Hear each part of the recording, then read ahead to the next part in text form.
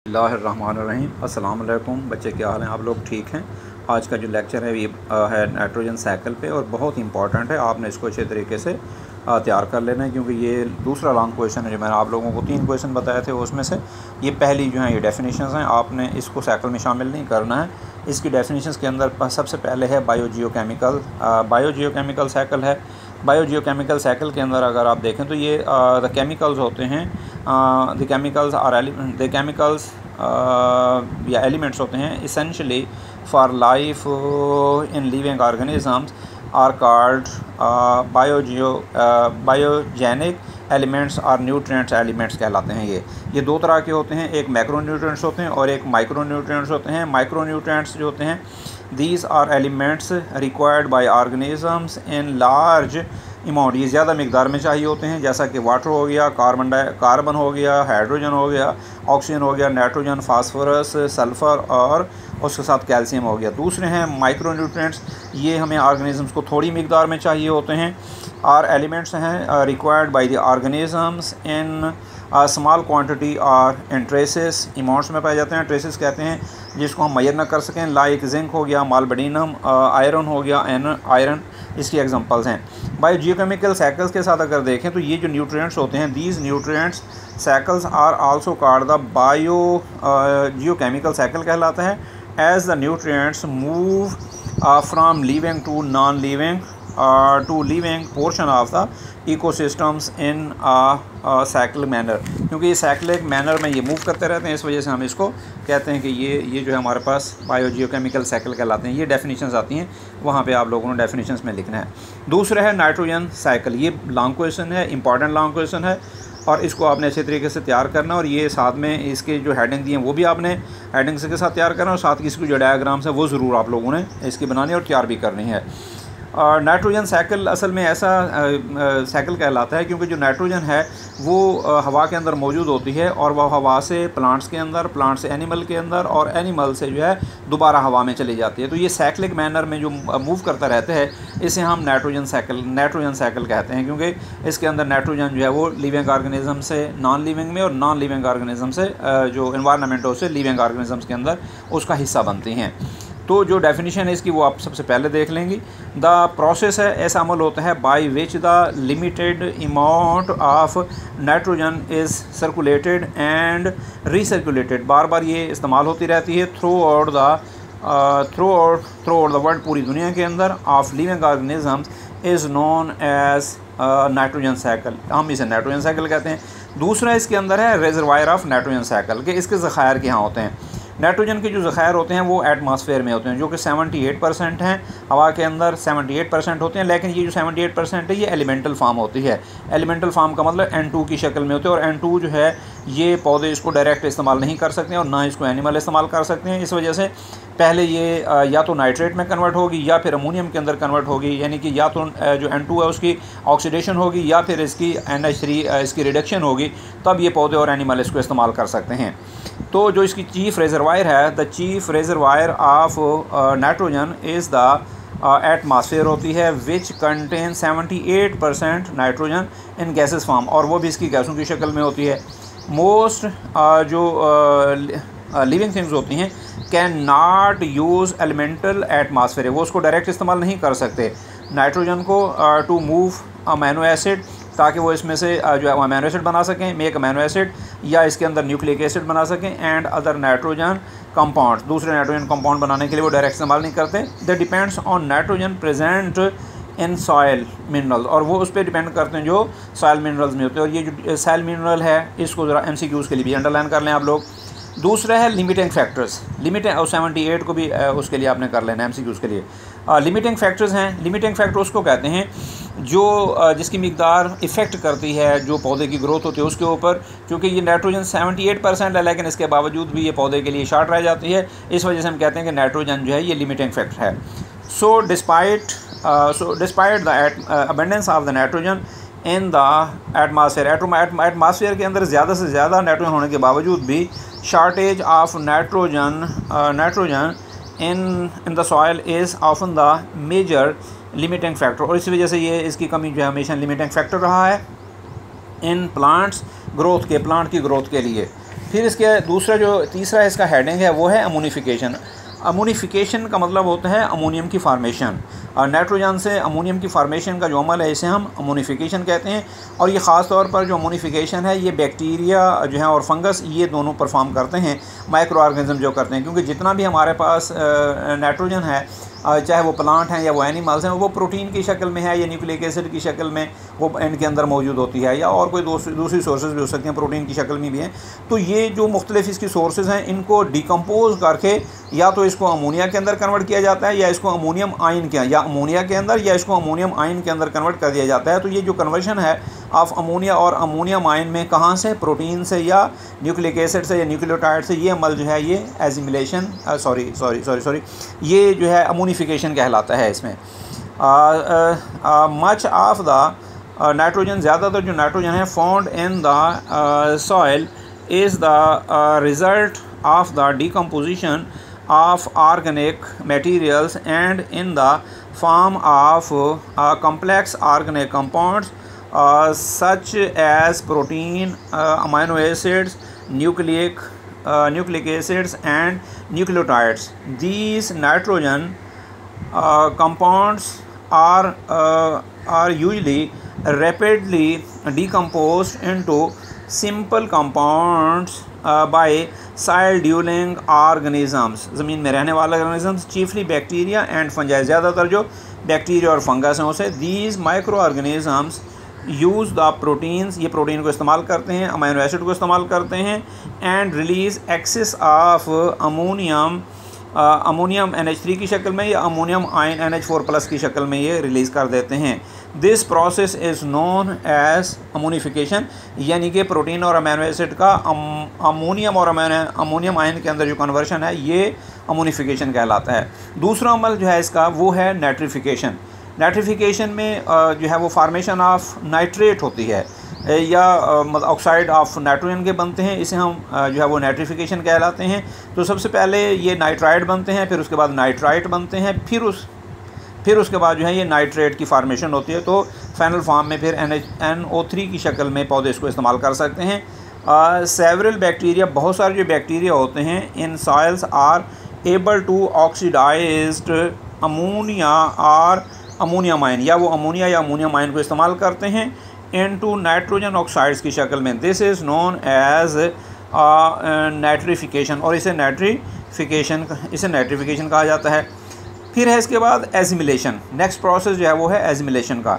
एजिमिलेशन में क्या है, एजिमिलेशन में जो पौधा है जो नाइट्रोजन होती है वो पौधा अपनी बॉडी का हिस्सा बनाता है, उसको हिस्सा बनाता है, अमीनो एसिड का हिस्सा बनाता है, उसको अपनी प्रोटीन का हिस्सा बनाता है, उसको DNA का हिस्सा बनाता है। तो ये जो बॉडी का हिस्सा बनता है, साइटोप्लाज्म का हिस्सा बनना होता है, इस प्रोसेस को एजिमिलेशन कहलाते हैं। लेकिन जो एजिमिलेशन है इसके अंदर जो ख़ास तौर पर नाइट्रोजन की एजिमिलेशन होती है, इसका मतलब है although the plants can utilise ammonium, plant जो है वो अमोनियम आयन को इस्तेमाल करते हैं। Directly nitrate is the form in which most nitrogen moves from the soil into the root. ज़्यादातर वो अमोनियम को इस्तेमाल करते हैं, लेकिन उसके साथ साथ वो नाइट्रेट को भी इस्तेमाल करते हैं। और जब नाइट्रेट इस्तेमाल होती है तो नाइट्रेट जो है वो डायरेक्ट पौधा उसको इस्तेमाल नहीं कर सकता, पहले उसको कन्वर्ट करेगा वो अमोनियम के अंदर, फिर उसको दोबारा अपनी बॉडी का हिस्सा बना सकेगा। तो इस वजह से अमोनियम को जो नाइट्रेट होती है उसको NO3 को कन्वर्ट करता है जब वो अमोनियम के अंदर। तो इस प्रोसेस के लिए पौधे को एनर्जी चाहिए होती है, उसके लिए एनर्जी वो स्पेंड करता है, यानी कि जो नाइट्रोजन की रिडक्शन करता है उसे वो एनर्जी देनी पड़ती है। तो जो एजिमिलेशन का प्रोसेस है वो एनर्जी रिक्वायरिंग प्रोसेस है। ये भी MCQs के लिए आप लोग अंडरलाइन कर लो उसको। जो ऑक्सीडेशन का प्रोसेस होता है उसमें एनर्जी रिलीज़ होती है, जो रिडक्शन होती है उसके अंदर एनर्जी इस्तेमाल होती है। Nitrogen is the form in which most nitrogen moves from the soil into the root, और ये नाइट्रोजन ही होती है जो सॉयल से रूट में जाती है। Once nitrate is within the plant, अगर एक दफ़ा प्लांट के अंदर वो चली जाती है, it is reduce back to ammonium, तो वो पौधे के अंदर दोबारा अमोनियम के अंदर कन्वर्ट होती है। In contrast to the nitrification के बरक्स, the organisms process requires energy, इसके लिए एनर्जी की ज़रूरत होती है एजिमिलेशन के लिए, यानी कि हमें एनर्जी देनी पड़ती है। द अमोनियम आयंस, ख़ास तौर पे इसके अंदर जो अमोनियम आयंस होते हैं, तो ammonium ions thus formed are transfer to carbon containing compounds, और वो कार्बन कंटेनिंग कंपाउंड्स में उसका हिस्सा बन जाते हैं to produce amino acids and other nitrogen compounds, और दूसरे कंपाउंड्स बनाते हैं। बाद में फाइनली प्रोडक्ट जो है वो प्रोटीन जो है उसकी फार्मेशन होती है। उसके साथ दूसरा जो है वो है आपके पास इसका एटमॉस्फेयर है। ये जो नीचे साइकिल मैंने दिया हुआ है, इस साइकिल को ज़रा आप अच्छे तरीके से देख लें। ये साइकिल जो है, ये साइकिल इस साइकिल को मैं समझाने लगा हूँ और आपने इसको इस तरीके से बना के डिस्क्राइब करना है। इसका जो साइकिल है ये ज़रूर बनाना आप लोगों का, क्योंकि जब ये पेपर होता है, पेपर में ये क्वेश्चन आता है तो इसके नंबर होते हैं, मार्क्स होते हैं। जो नाइट्रोजन का जो सिलसिला है, ये सबसे पहले मैंने आपको बताया है कि ये आपने स्टार्ट करना है इसको एटमॉस्फेयर से। ये ऊपर जो सर्कल बनाया है जिसमें एटमॉस्फेयर लिखा हुआ है, ये साथ में नीचे लिखा हुआ है inert nitrogen pool. Inert nitrogen pool का मतलब होता है जिसमें ऐसी नाइट्रोजन मौजूद है, बहुत ज़ख़ीरा मौजूद है एटमॉस्फेयर के अंदर जिसको इस्तेमाल नहीं किया जा सकता, इनर्ट है। लेकिन साथ में यहाँ पर देखें तो ये लिखा हुआ है नाइट्रोजन फिक्सेशन। नाइट्रोजन फिक्सेशन का मतलब होता है एटमॉस्फेरिक नाइट्रोजन को नाइट्रेट के अंदर कन्वर्ट करना या अमोनियम के अंदर कन्वर्ट करना, जो है ये प्रोसेस नाइट्रोजन फिक्सेशन कहलाता है। तो हमारे पास जो नाइट्रोजन फिक्सेशन का प्रोसेस है, ये सबसे पहले स्टार्ट करते हैं जो है वो राइजोबियम। ये जो है वो रूट्स जो ख़ास तौर पर ये लेग्यूमिनस प्लांट होते हैं, इनके अंदर राइजोबियम ये एक मौजूद है, बैक्टीरिया मौजूद होता है।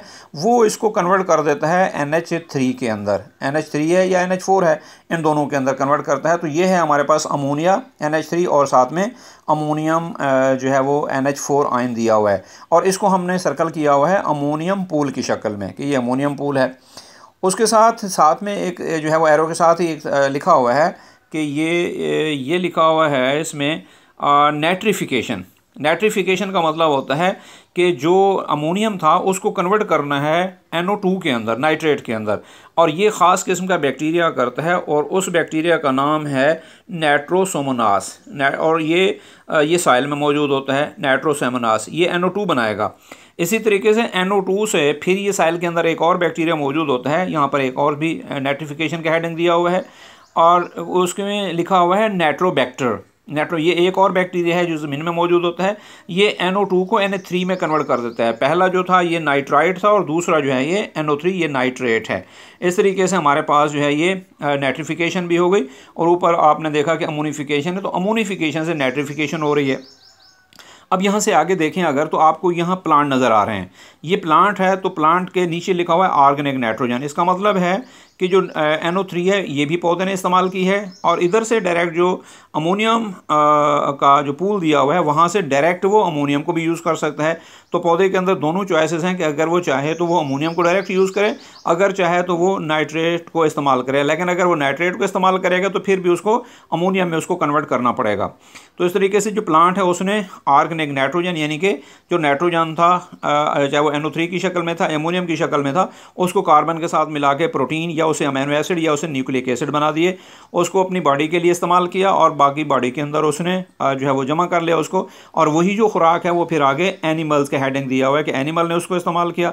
अब साफ ज़ाहिर है एनिमल जो है वो इस्तेमाल करेगा तो वो भी ऑर्गेनिक नाइट्रोजन जो है उसमें कन्वर्ट कर देगा। अगर वो हम पौधे खाते हैं या हम कोई कोई फ्रूट खाते हैं तो वो ऑर्गेनिक नाइट्रोजन जो है वो हमारी बॉडी का हिस्सा बन जाएगी, हमारा न्यूक्लिक एसिड बन जाएगी, हमारी प्रोटीन बन जाएगी, जो हमारे अंदर जो उसने ऐड हो जाना है। तो इस तरीके से ये ट्रांसफ़र हो रहा है ऑर्गेनिक नाइट्रोजन, यानी कि नाइट्रोजन मूव कर रहा है ये प्लांट से एनिमल के अंदर। अब बेशक प्लांट हैं या एनिमल हैं, साफ ज़ाहिर इन्होंने दोनों ने डेड होना है। तो डेड होने के बाद ये ऊपर लिखा हुआ है डिकम्पोजर्स हैं, जो कि ज़्यादातर फंगस हैं वहाँ पर मौजूद हैं। आप मशरूम ऊपर दिखाए गए हैं। तो ये डिकम्पोज़र जो हैं ये ब्रेक डाउन कर लेंगे किसको, ये चाहे वो एनिमल है, एक एरो वहाँ से जा रहा है और दूसरा जो वो प्लांट्स है, ये दोनों एरो जो हैं वो दिखाए हुए हैं।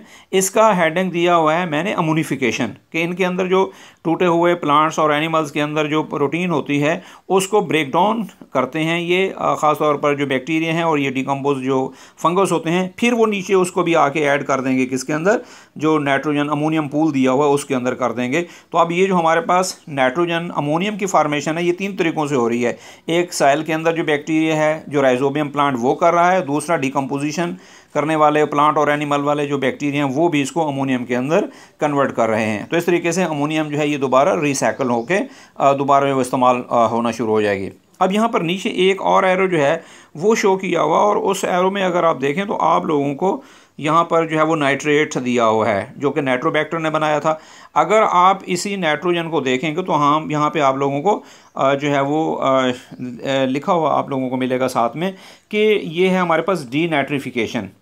डीनाइट्रिफिकेशन का मतलब होता है नाइट्रोजन को तोड़ देना, नाइट्रेट जो उसको ब्रेक डाउन कर देना, नाइट्रेट को ब्रेक डाउन कर देना। अब साफ ज़ाहिर है ये भी बैक्टीरिया करते हैं। ये कौन से बैक्टीरिया करते हैं? ये करते हैं एनारोबिक बैक्टीरिया। एनारोबिक बैक्टीरिया जो ज़मीन में मौजूद होते हैं। अब साफ ज़ाहिर है कि उनको एनारोबिक बैक्टीरिया जो हैं उनको मतलब एनर्जी चाहिए होती है, और वो उसको ब्रेक डाउन करके जो है वो उसमें से एनर्जी हासिल कर लेते हैं और साथ में उसको नाइट्रोजन को और ऑक्सीजन में रिलीज़ कर देते हैं। तो अब ये जितना भी हमारे पास डीनाइट्रिफिकेशन हो गई है ये डायरेक्ट एलिमेंटल फॉर्म में चली जाएगी। ये हमारे पास अगर आप देखें तो ये वहाँ से ब्रेक हो के जो नाइट्रोजन है वो चली जाएगी ऊपर एटमॉस्फेयर के अंदर, और फिर जो है वो नाइट्रोजन का साइकिल बहाल हो जाएगा, इनर्ट नाइट्रोजन पूल फिर दोबारा बन जाएगा, और फिर वही प्रोसेस इसके अंदर इस्तेमाल होता है। लेकिन अगर यहाँ पर डायरेक्ट मैंने एरो तो नहीं दिया, लेकिन यहाँ पर एक और एरो अगर आप देना चाहें तो वो दे सकते हैं। ये जो एटमॉस्फेरिक नाइट्रोजन है इसको लेके ऊपर से लेके ये इसको डायरेक्ट आप लोग मिला सकते हैं कि इसके साथ NO3 के साथ, और ऊपर आप हेडिंग दे सकते हैं इसकी, अगर आप देना चाहें तो दे लें कि ये जो हमारे पास है ये हमारे पास आसमानी बिजली होती है, ठीक है, ये इसके ज़रिए से भी जो है वो लाइटनिंग ज़रिए से थंडर लाइटनिंग के ज़रिए से जो है वो जो एटमॉस्फेरिक नाइट्रोजन होती है वो डायरेक्ट नाइट्रेट के अंदर कन्वर्ट हो जाती है, जो कि एक सोर्स बनती है। और यही कहते हैं कि जब बारिश होती है तो जी हमें जो है वो नाइट्रोजन मिल जाती है। तो वो बारिश के ज़रिए से कहाँ से नाइट्रोजन मिलती है? वो जो हमारे पास जो है वो लाइटनिंग आती है, उस लाइटनिंग से एनर्जी की कन्वर्शन जो है सॉरी जो NO3 है उसको कन्वर्ट हो जाती है। तो ये जी आप लोगों ने बहुत इंपॉर्टेंट क्वेश्चन है आप लोगों का, मैंने आप लोगों को अभी बता दिया। आपने आज इसको तैयार करना है, बहुत अच्छे तरीके से इसको तैयार करना है, और आज ही आप लोगों को लेक्चर जो है ये डिलीवर हो जाएगा किसी टाइम इनके 17 को। फिर 18 को इसका टेस्ट है, 19 को लेक्चर नहीं होगा, फिर इसका 20 को फिर मैंने नेक्स्ट क्वेश्चन जो आप लोगों को देना है। पीछे कुछ 2-4 डेफिनेशंस रह गए हैं वो बाद में मैं करवा दूंगा, पहले आप लॉन्ग क्वेश्चन जो है इनको आप अच्छे तरीके से तैयार कर लें। तो कुछ मेरे पास 2 पहले जो है वो बच्चों ने पूछा है कि सर ये टेस्ट कब तक जमा करवाने होते हैं? तो ये जब डे होता है, टेस्ट का डे होता है, तो उसी दिन आप शाम को 4 बजे तक ऑफिस में जो है वो उससे पहले करके आप ऑफिस में जमा करवा सकते हैं। दूसरा एक बच्ची ने जो है वो उस पर जो है वो दिया हुआ है मुझे इसमें कि जी ये टेस्ट मेरा चेक करके जो है व्हाट्सएप पे कि ये जी मेरा टेस्ट जो है वो सर आप चेक कर लें। वो टेस्ट की उसकी मतलब वो डायग्राम दी हुई है, फिगर दी हुई है, वो तो बेटा उसको मैं चेक तो कर लूँ, उसको मैंने चेक कर लिया, उसको मैंने सारे को रीड कर लिया, लेकिन वो अब आपके पास कैसे उसको रिकॉर्ड आएगा कि हाँ मेरे पास जो है। तो आप लोग जो है वो फिज़िकली टेस्ट भेज दिया करें ताकि वो आप लोगों के पास जो आपके टेस्ट हैं वो रिकॉर्ड की शक्ल में रह जाएं। और अगर आप लोगों के पास टेस्ट का मतलब होता है कि आपके पास वो चेकड जो हैं वो चीज़ें मिल जाएँ। अगर वैसे उसको मैंने रीड कर लिया, पढ़ लिया, तो उसका कोई फ़ायदा आप लोगों को ख़ास नहीं होगा। कह दूँगा हाँ जी बस ठीक है ये चेक हो गया है। तो आप लोग जो हैं उसके ऊपर ख़ास तौर पर जो गलतियाँ होती हैं उनको मेंशन करना होता है, उसको मार्क्स देने होते हैं, जो चीज़ें होती हैं उसको चेक करने के बाद बहुत सारी चीज़ें जो वो आप लोगों को उसका पता चलता है। तो वो तो आप लोगों को पता नहीं चलेगा, और इतना चीज़ें जो अब फ़ोन पे तो मैं डिस्कस नहीं कर सकता। तो आप लोग जो है फिज़िकली टेस्ट जो है वो जमा करवा दिया करें। बाकी अगर कोई चीज़ समझ नहीं आती है तो वो मुझसे ज़रूर पूछ लें, ताकि फिर अगले लेक्चर में उसी चीज़ को, जो पहले वाली चीज़ें जो आप लोगों को समझ नहीं आई, मैं उसको फिर रिपीट कर दूँ, आप लोगों को बता दिया करूँ। तो अगर आप लोगों ने कोई चीज़ पूछनी है तो आप लोग पूछ सकते हैं, मेरा व्हाट्सएप आप लोगों के पास है। टेस्ट अब इसको मैं ख़त्म करता हूँ। अल्लाह हाफ़िज़।